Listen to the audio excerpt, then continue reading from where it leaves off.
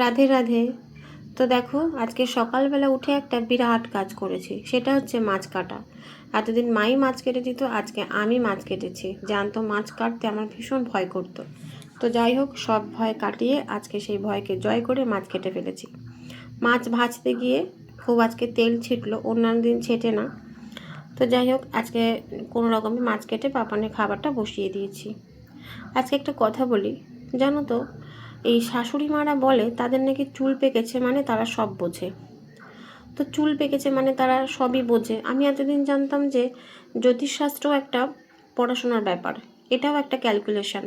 সেটা জানতে হলে, সেটা বুঝতে হলে একটা ক্যালকুলেশন করতে হয়, সেটা নিয়ে পড়াশোনা করতে হয়।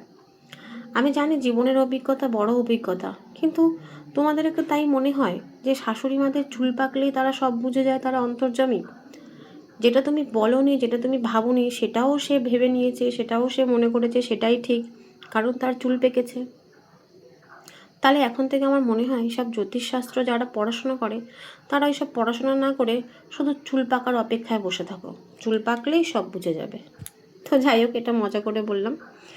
তো আজকের ভিডিওটা এই পর্যন্তই। কালকে দেখা হবে নতুন ব্লগে। ভালো থেকো, সুস্থ থেকো।